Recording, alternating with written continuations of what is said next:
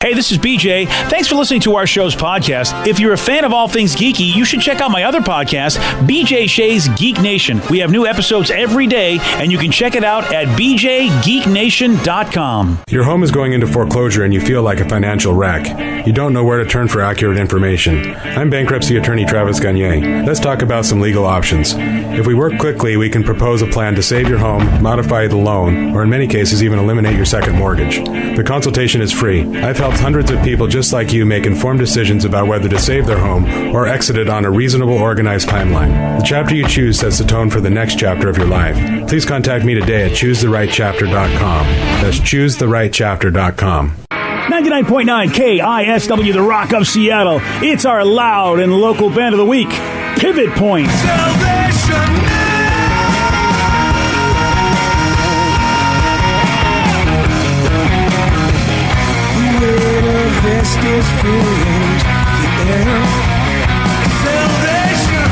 Our loud and local band of the week this week is Pivot Point. You want to find out where they're playing? You want to get more information about their CD? Well, Steve will tell you all about it. Brand new EP you can check out, BJ. It's called Pivot Point Salvation. It's available everywhere, and they're a good group of Kitsap County boys. They're going to be heading on over to Yelm on June 15th.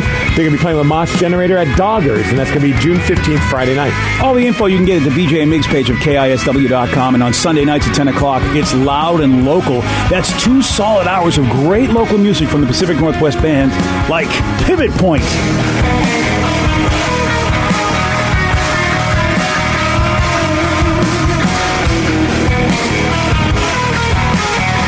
Let's play Beat Mix. I will beat anyone that calls in to play the game.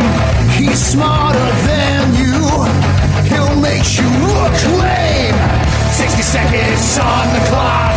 You're going down and I'm gonna rock. It's time to play the game. So everybody scream his name. Beat Mix. Don't be a loser. Whoa. Beat Mix. You're a loser. It is time to beat Mix. And guys, we've made it. It's Friday. It's Friday. Friday. Gotta get down on Friday. Everybody's looking forward to the weekend. Weekend. Friday. Friday. Getting down on Friday. Everybody's looking forward to the weekend. Partying, partying. Yeah. Partying, partying. Yeah. Fun, fun, fun. Looking forward to the weekend. Ow! Yeah, happy Friday, everybody. I wonder if that Leo guy that made that knows that he gets a ridiculous amount of airplanes for his music. Yeah. And he's amazing. He does a ton of stuff on YouTube. And he always pops up new stuff all the time. Really? Oh, gosh, yeah. It seems like every week he's got a new cover. Nice. Check that out. Leo. Leo. Leo with the last name I can't pronounce. Let's get to our contestant today. We've got Jeff in Tacoma. Jeff, are you there, sir? I'm here. Excellent. What's he playing for today, Steve? A pair of tickets to see Five Finger Death Punch. Nice. Breaking Benjamin over at the White River Amphitheater. And I heard the Bad Wolves are also a part of that. The band that does the cover of Zombie, the Cranberry song. Cool. So they're part of that bill, so that even makes it more awesome. Happening at White River Amphitheater on July 16th. Go to KISW.com for all the details. If you want tickets, you can get them now at LiveNation.com. All right, Steve, get out of here. For those playing at home, Jeff will have 60 seconds to answer 10 questions. Jeff, you can pass all you want, but you will only get 3 guesses per question. Are you ready? Ready. There are 15,840 feet in how many miles? 3. Yes. Which Twilight actor stars in the movie Water for Elephants? Robert Patterson. No. Pass. In the computer world, what does the D in DOS stand for? Pass. How many chambers does the human heart have? 3. No. 5. No. 4. Yes. Who won an Oscar for the theme song for the movie Shaft? Pass. Which actor played both Bane and Mad Max? He'll never get this one. Pass. In what decade were the Winter Olympics first played? 60s. No. 50s. No. 70s. No. In Free Willy, what kind of animal is Willy? Whale. Yes. A popular 90s cartoon was titled Rocco's Modern what? Pass. Oh, 3 correct. One above a deuce, but not a great score. Meanwhile, I'm blanking on Bane's name, the actor. Burn. I can't believe I can't think of his name. I am so mad at myself. Well, don't say anything. I know the the face. Steve's entire game. I know the face, and Try I to can't figure it remember. Why can't I remember this? I have no idea. I would lose so much money and be so mad at myself if I was in a trivia contest. Well, fortunately, you're not. This isn't for money. It is for a prize, so... Yeah. Hey, real quick, shout out to somebody even texted. If you guys want to plug that Leo guy, plug his YouTube page, Frog Leap Studios. Oh, great. That's great. Frog Leap Studios. Dude, this is awesome. I walk out there, and Kim from sales, one of the people that work here at our station, as I walk out, she just starts laughing. She's like, oh, you really do leave the room. I was waiting just to see if you actually do leave the room. I thought that was awesome. That is awesome. That's right, man. We're true to our word. Yeah, you do wear a blindfold. I do. Sometimes the right way. Most often, the wrong way. Yeah. In honor of that, I will wear it the wrong way. Nice. Upside down. Steve, are you ready? Yes! Yes! So dumb. Yes! There are 15,840 feet in how many miles? 1, No. 10, No. 100. No. Which Twilight actor stars in the movie Water for Elephants? Is that Edward Pattinson? No. Pattinson? Yes. In the computer world, what does the D in DOS stand for? Democracy. No. Diploma. No. Devo. No. Devo. How many chambers does the human heart have? 4. Yes. Who won an Oscar for the theme song for the movie Shaft? Oh, the guy who wrote Chocolate Sweaty Balls? Isaac Hayes? Yes. Yes. Which actor played both Bane and Mad Max? Oh, crap. Thomas Hayden Christensen? No. Pattinson? No. Edwards? Bale. No. What the hell was that? In what decade were the Winter Olympics first played? The 10s? No. 20s? Yes. And wow, that one you squeaked by with a win. 4-3. Sorry, Jeff. So close, man. But yeah, not enough. Steve gave me a clue, though. Oh. Yeah, if I couldn't. Once he gave me the first name, I knew the last name. I knew it's Thomas something. Yeah. Yeah, it's Tom Hardy. Tom Hardy. But I couldn't think of it, and I was so mad at myself going, if I lost a trivia game because I couldn't remember Tom Hardy's name, I'd be like, ugh. You'd lose your mind. Yeah. I know, you've bothered yourself or just been like totally like eating yourself alive about the Margaret Larson not knowing the capital. Yeah. You don't even remember what the question is, but you know that it was one capital you couldn't remember. And Tom Hardy, I mean, if I couldn't remember that dude's name, hopefully I could get it in my brain if it ever gets asked again. Jeff did get the correct answer for how many miles are in 15,840 feet. 2. 3. Oh. Yes. Damn it, I should have went 1, 2, 3. You should have. In the computer world, what does the D in DOS stand for? That's so amazing that folks don't know because it's so long ago. It's so old. Yeah, it's DISC. Yes. DISC operating system. We might need to call him back and give him the tickets. Why? Because I won by 1, right? Yes. Texters are right. I didn't say Robert Pattinson. I said Edward Pattinson. Oh, yeah, that's right. He did. Another person says, God, why do I even know this? Well, Yeah, it is that was- Robert Pattinson. You said Edward, and then you said Patterson, and then, like, I consider because Edward was the vampire name. No, so it was just that's the first answer. So I'll give it back to him. You didn't say no. You just paused, and you should have said no when he said Edward, but you said nothing. I can give the back to Jeff. You gotta just make sure we take care of him, because I was so wrong. When he said Edward Pattinson, I'm like, God, I always thought it was Robert Pattinson, but I guess I'm wrong. Nope, you're right. I'm Okay. wrong. He deserves the tickets, and it's chocolate salty balls, not sweaty balls, Steve. Come on. Yeah, the sweaty balls was on SNL. Yes. with Yeah. Alec Baldwin. I get my balls confused. Steve's got a lot of confusing balls. Both in are his life. delicious, though. Yeah. That's great. Congratulations on Jeff. I'll give him a call back for the win. I'm getting out of here. Jeff, you got the prize. I bet Jeff actually was, wanting to see 3-3 5-figure tie. death punch. Yeah. All right, Breaking Benjamin. He's going to check him out. If you tie or beat Steve, that's how you get it. Especially if Rev screws up. You know what? You have a great chance of winning. Just like that on Beat Migs. All righty. Mother's Day, of course, is Sunday. Yep. And You got big plans? you know what? You know me. Right. I do not think I should have to do anything for Mother's Day because my wife is not my mother. Right, but she's the mom of your kids. I don't care. She's not my mother. For years when my mother was alive, I did what I was supposed to do. Once my mother took a pass, and my grandmother never got the. So you've washed your hands of the whole Mother's Day. Washed my hands of it. I am going to see my wife in California this weekend. I have gifts from my children that I'm bringing with me. That's all she's getting. Did you buy the gifts? No. They probably do with my money, but they. Okay. Yeah, nice. But, yeah. What are they getting her? Actually, they didn't buy her anything. They made her something. Oh, was it made with uncooked noodles? What? Like the little macaroni shells. Like Oh, you mean like a little craft thing? From like a frame. No, Thank you, I Danny. totally wasn't tracking. I was like, "What are you talking about?" Oh yeah, like no, not with your noodle. I'm talking about with actual noodles you buy at a store. Okay, that was uncalled for. No, they made her cookies. Pot cookies. Jesus, are you sure you don't want these gifts for Mother's Day? Do, yeah. But they made her cookies. They made her cookies. See, Steve's cute. No, it's cute if they were 12. That's awesome. Yeah, well, nice job, guys. The two of them did it together. I think she'll appreciate it. Wow, would they go to the store and buy Toll House cookies and cut them up? Joey did it from scratch. Joey and Sarah, they got a recipe off the internet. They made it with love. Yeah. Did you bring any extras in for us to try them? No. How many did they make? Not enough for you to have any. Come on, you got it in your bag. Yeah, your bag's in there, right? Yeah, you don't go through my bag. They're all for her. It's either me or TSA, so you might as well give them to one of us. It's going to go to my wife. Don't even get out of there.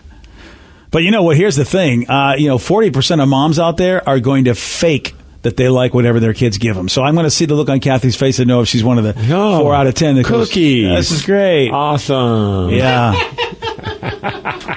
Here's the most common reaction. You can tell. If they hate your gift, okay, they'll just say thank you, and that's it. And it really, how she says it will really be the true thing. Yeah, I think especially if it's like thanks, like if they give you a big they hated it, or I awesome. Love it. This is exactly what I wanted. Wow, cookies. This is great. Steve should have had these cookies. Did you let Steve try some? Oh, I hope she says that. Here's a good one. And I really need one of these. Cookies. Yeah. I've said that a couple times, too, with just gifts I've gotten over the years where I've used all those things like, oh, yeah, I really want this because I've been looking to, yeah. How about this? One guy says, I bought my mom the Palace Law Experience for Saturday's Pain in the Grass. BJ's kids suck. Wow. Next one. You won't buy the mother of your kids a gift, and you wonder why she lives in Cali. Another text. My dad used to use that whole "she's not my mother" line. Still makes me cringe hearing it. It was a huge fight for years. Yeah, well, she's not my mother. You know what? That's your job. You're the kid. I just think the kids want to get out of it. I'm not buying it. What am I buying her something for? But she gave you kids. Yeah. She gave us kids. They're hers, too. And you know what? She wanted them. I wanted to give them back. Well, and you're stuck with them. I know. It's kind of like a dog where the kid wants them and then the dad takes care of them. Yeah, exactly. That is exactly what's happened. Lulu's got to get something for my wife. Okay, no, she doesn't. Because mother of our baby. She's not a baby. And Lulu's our baby. Lulu's mother is somewhere probably getting fleas taken off her as we speak. My wife is at work not getting fleas taken off of her. Thank you very much. She's not the mother of a dog. Your wife is a human. The dog is a dog. Wait, did you consider your mom your mom? Yes, I did. Why would you adopted? That she's a human being. Lulu was adopted. You cannot be the adopted. You cannot adopt in the same way legally as a human being. You're out of species, buddy. Well, I think that's debatable. You and Rev are stupid because Rev posted a stupid thing. Oh, what should I get my wife because she's got cats? Yeah, we have two. She's a cat mom. We've got Dan McCarl getting the house and Frank in accounting. And we got to figure out a good cat mom gift for her. Cat mom. Did you see I gave you a huge angry emoticon on there? No, I didn't. But thank you for that information. Yeah, I'm the only angry one on there because I think it's stupid. Now, Danny, on the other hand, he's got a real child. Yes. Yeah. And I sent her mother a card and a gift card from her. See, don't do. Oh, from her? From her, yeah, not from me. Oh, all right. I can, I get that for the first couple of years. She just made her some cookies. Yeah. I should have, yeah. For the first couple of years, sure, you act as the kids. I did that for the first couple of years. I sent a card to my wife for the kids because they were too little. But then once they were old enough to do stuff, I was done. Does your wife get you something for Father's Day? I don't know if she does. I don't know why if she does. I don't know why she does. It's stupid. I mean, I think she gives me a card every once in a while, and I pretend to go, "Oh, honey, thank you." I'm like, "Why did you give me this card for? You're not my father. I'm not your father." I mean, I don't get it. Wow. I know, but, I get that she wants it, but that doesn't mean I'm going to do it. I tell her my rule. It's a rule. You're not my mother. You're getting nothing. There's too many holidays for her. You got Valentine's Day. She's not your mother. I'm with you. Yeah, see that? Look at all the holidays. She's got the anniversary. She's got her birthday. Right, she's got every day is a holiday with you as her husband. That's true. See that? Thank you. You're welcome. Finally, you're on my side on this. So on average, we're going to spend about $75 on Mom's Day. And guess who spends the most? Middle children. Well, yeah, they got a little complex. Yeah, they surely do. Last born, best born. Damn. Save the best for last. The average person will write about 43 words in their Mother's Day card, which is like 2 or 3 sentences. Oh, crap, I got to get a Mother's Day card.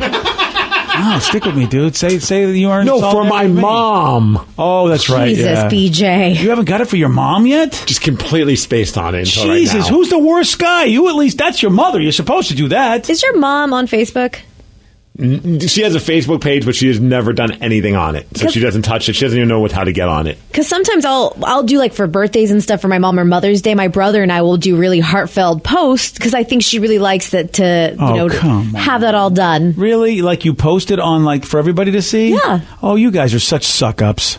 Like what? Like we want her to feel special, so why not? Well, yeah, so you gotta Says the guy that doesn't give his wife a gift. It's like, come on, you don't know, and you're not appreciative of anything. Doesn't she feel special if you give it to her in person and say, here's a gift? I spend the day with her and I post it to show the world, shout it out to the world. It's a double whammy. You got to do it a double whammy. It's like on birthday. I know I'm calling my dad to wish him a happy birthday the other day, but I also posted it on Facebook. Did you really? 100%.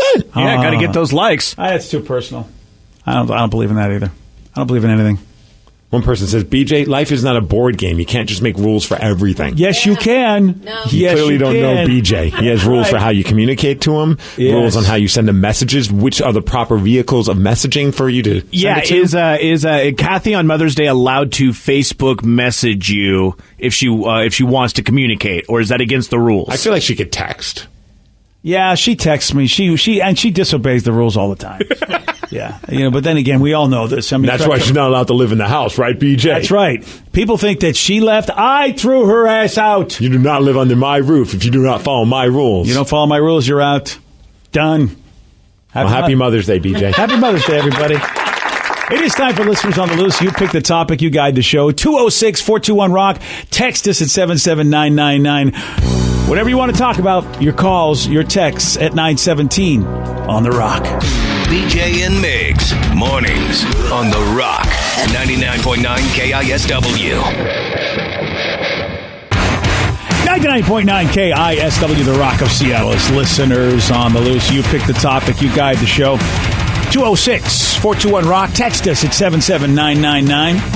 Doesn't matter what you want to talk about. This show is yours. But do remember, Steve has one rule. It's a simple rule, BJ, and that's to show some energy and bring it. Otherwise, you will be gonged. And then we will unfortunately have to say goodbye to you. Goodbye, old friend. Let's go to Derek and Cedro Woolley. Derek, you are on The Rock. BJ Shea. Who cares? All right. So you guys were talking about piercings and about how Steve passed out. Yes.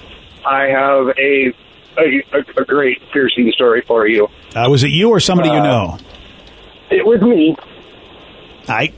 It was me. I decided that I was going to get my nipples pierced. Oh, damn, dude. I honestly, I don't understand that. I don't know. What made you say, this is what I want to do? I don't know. I guess the thrill of it, just to see what it was like. Damn.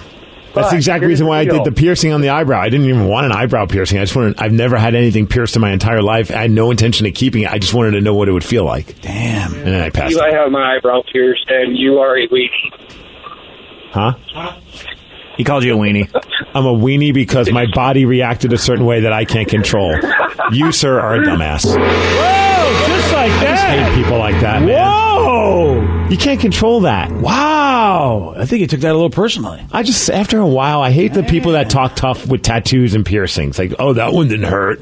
You got to be a wimp to not like this. So you're hearing a lot of that in that world. Well, I hear it, and there's certain parts of my body that other people, it hurts them really bad, and it didn't hurt me, and I'm never like, wow, you're a wimp. It's like your body reacts differently for everyone. I feel like, Steve, that your reaction to that guy, you were kind of like a weenie. I was. Yeah. I'm going to gong you too. Bye, BJ. Wow, we don't even know what his story I just don't was. get the rationale behind that. You know, it's a guy thing to do. I know, but I can't control when I'm passing out or not passing out. That means you're a weenie. Apparently. Yeah, see, if you don't pass out, you're not a weenie. You're absolutely right. It's like things that, everyone's a weenie in something in their life. That really is true. But the trouble is that if you happen to be a weenie where the majority of people aren't weenies, it sucks because you get beaten on. But like you and I, we can stand up in front of a crowd of people. No problem. I bet a lot of folks like that dude would pass out if they had to stand up in front of a crowd of people. Which wouldn't make that person a weenie. Everyone reacts to things differently. That's why I always hate that people have tattoos that try and talk tough. Yeah, man. Because it's just like, oh, that hurt. I was actually somewhere. I was at Crypticon, and two people were comparing tattoos, and one of the guy goes, oh, I got this tattoo on the inside of my arm, and it killed me. And the other guy goes, I got my whole arm done. Didn't hurt one bit. I fell asleep while it was getting done. And I just looked at the guy. I'm like, cool. Yeah. You are so tough. You're tough. Like, wow, you handled that really well. Yeah. Every tattoo hurts. I'm sorry. Every single one has hurt me in some way or another. Anyone who says it doesn't hurt is just some lying. hurt worse than others. Like, there's certain parts of your body where it just feels like almost like you got a sunburn and someone scratched it. It's not unbearable. But there was like part of my chest where I legitimately was ripping my belt off of my pants. Like I was holding on for dear life. That's like me with my back. I was sweating and dying when I got it done. And people are like, well, it's not that bad, especially on the shoulders. I'm like, bitch, it sucks. You guys are all weenies. None of mine hurt. Nipples says you're overreacting. Stop being a little bitch. Oh, Nipples, he texted you? No, it's just other people. Oh, damn. I just hate when people do that because it's like, just because you handled it one way as opposed to somebody else, that doesn't make you better or worse. Yeah. And I love when people say you overreact. If you have to listen to something over and over again, you don't know it, but if you're the 10th in line, guess what? You're going to get the explosion because you didn't know there were 9 people being a douche before you. That guy was just having fun with you. I was as well. I like gonging people, and that was a good opportunity to gong someone. To me, that was fun. It's been a little while. It has. It has, yeah. Well, again, here's the thing, and as listeners, you have one rule. You got to make sure you don't piss off Steve, really. You got to keep things going. And if Steve's got the gong, that's life. The gongerator. You come into somebody else's house, you need to be courteous. That's as a man. I'm just playing. Honestly, I was just gonging for a fun opportunity. And it was an opportunity to point out something that I saw over the weekend when people were like trying to act tough because they got tattoos and the other person handled it one way. I really didn't care about that. I mean, that guy was having fun. I know I heard him laugh, but it was a good opportunity to gong somebody. So relax, everybody. Not me, I'm not legitimately mad at that guy. I am. I know you are. Well, you know what? I hate everyone. Here's why. I really think a lost art in the men, and I can't speak for women because women get to do whatever they want. It doesn't matter. They don't follow any rules.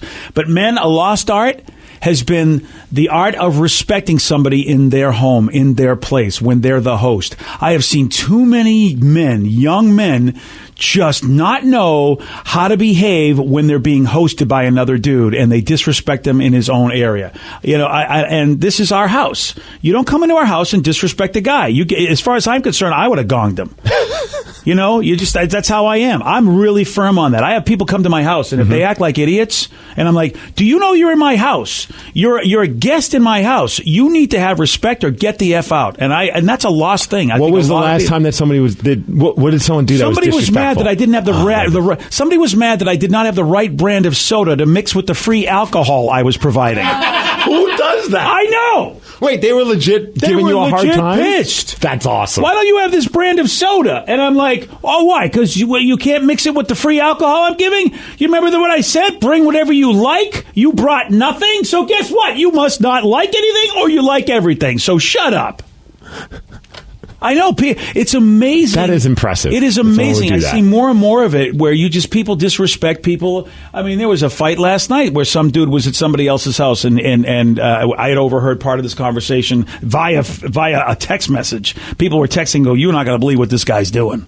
And they were relaying us the information. Mm-hmm. So they were like, while things were happening, this other person was texting us going, hey, this guy, he's doing this at this other guy's house because they knew I would be pissed about it. And I'm like, how does somebody do that? How does somebody be a guest in somebody's house and be a douche? Right, just be happy that you have alcohol. Yeah. It's a lost... I think the boys are not being educated properly about how you need to be respectful in somebody else's place. And that goes, too, if it's a woman's house, the same thing. You do not cause problems for anybody in somebody else's house. You don't fight with the wife. You don't fight with the husband. You don't fight with anybody. That's why when people get all, try and cause drama with someone who's getting married, like a bride. I'm just like, why are you doing that? This is their special day. Let them do whatever they want, as long as they're not being a jerk and they're not being bridezilla. But when you get all upset because they're not letting you wear a certain thing, it's like, it's their day. If you're part of their bridal party, just listen to what they want.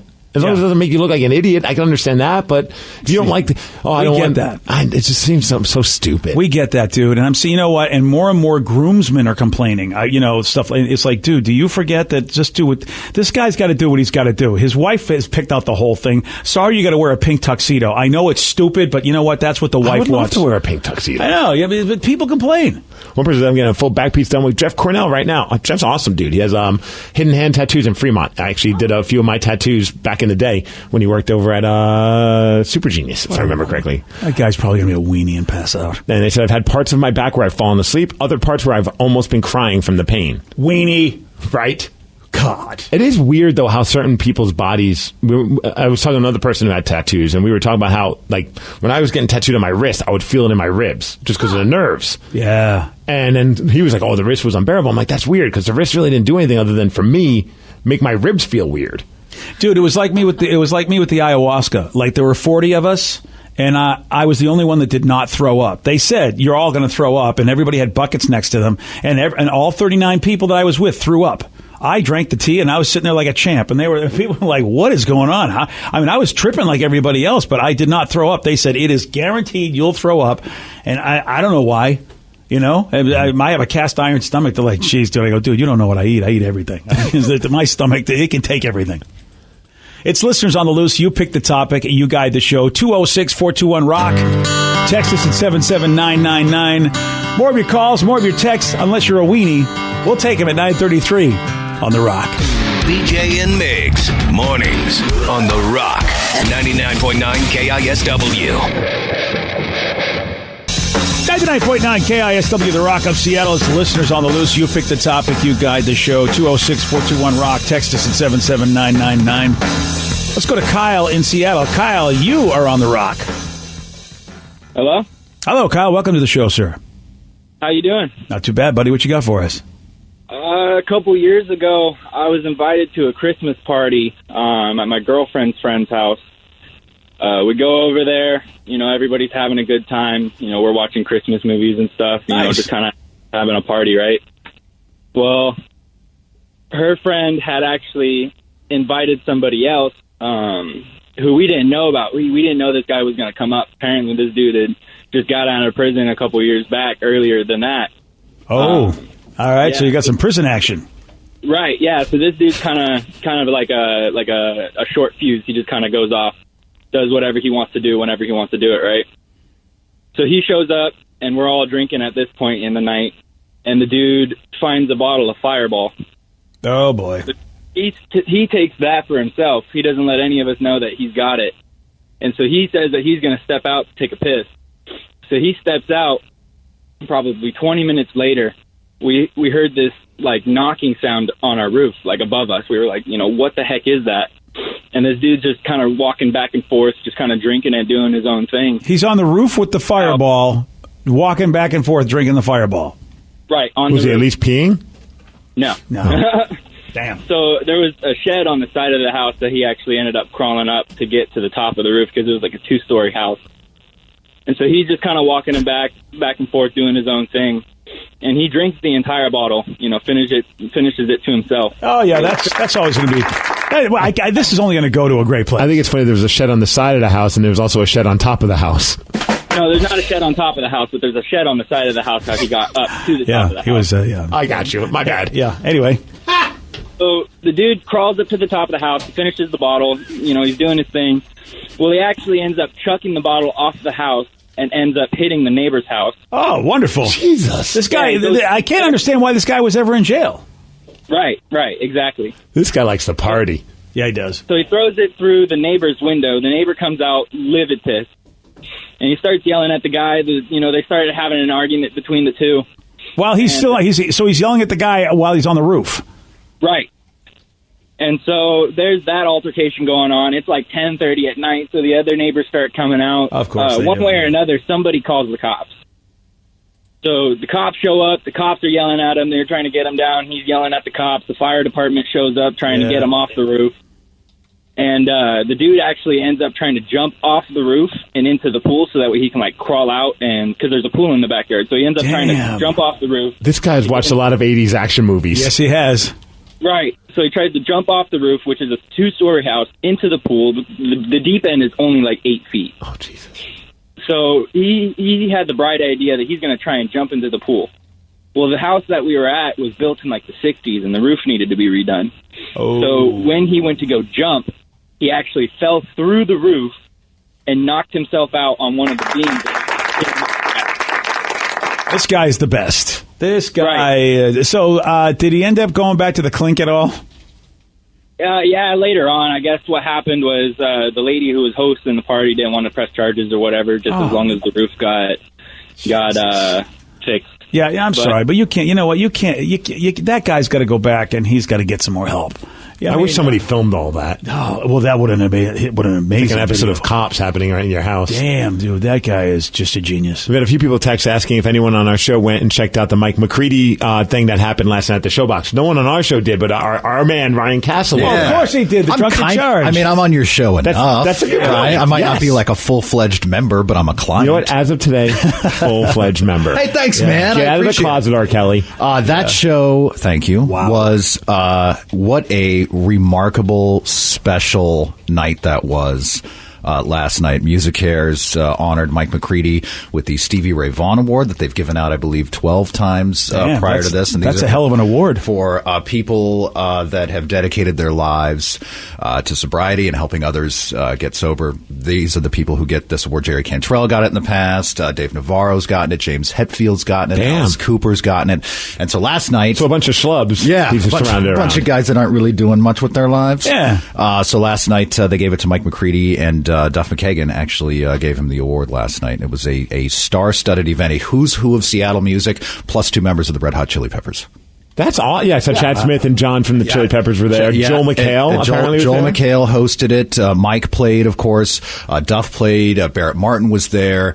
Nancy Wilson was there. Mark Arm was there. Mike Ness was there. I was about to say, the dude from Social Distortion was there. They did a couple of Social D songs. They only played about 10 songs, most of them covers throughout the night, but it was like Thin Lizzy and Pink Floyd, and they did a couple of Stooges songs. I mean, it was pretty cool. That sounds like a fun night. They did an auction as well, and look, they raise a ton of money because what MusiCares does is it helps musicians, regardless of their financial situation. If they need treatment, it helps them get into treatment. And so this concert raises money for that every single year, and it was it was like $500 to get in, just for a seat. And then they did a live auction. There was a Pearl Jam guitar that I think went for like $75,000 last night or something like that. How awesome is that? And I think that at one point you could sponsor someone to get them into treatment for $8,500, and there were people jumping on that just to do it, throwing out $8,500 to help people get into treatment. It was a pretty amazing night. I wrote up all about it. It's all at KISW.com, but it was pretty moving. And I got to say, the highlight of the night though was they covered. Well, I guess it's not even a cover. They did Mad Season's River of Deceit.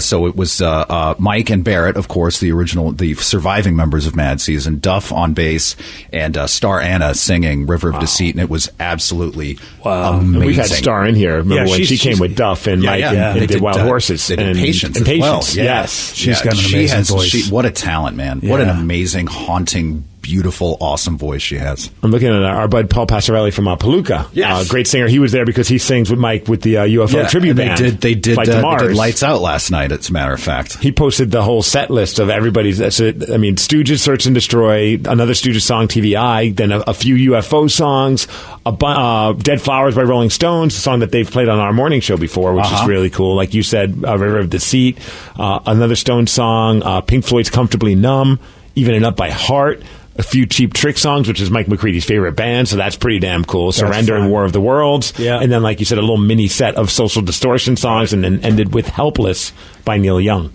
I did not know that Mike McCready was such a big fan of Cheap Trick. They played at his birthday party. He had them come out and play his birthday party at the Neptune. Right. Now I remember that. Like I think his wife was responsible for that, but That's right. I remember that. Night, that was dude. a fun story. Yeah, it was a really amazing night. And there's tons of pictures and video, of course, floating around out there from last night. What a cool event, and what a great cause. And they raised a ton of money last night. And congratulations to Mike. Definitely deserves that award. My buddy Travis Hay on Twitter, he sent me. He does a Gorilla Candy, which is a great online music blog and magazine.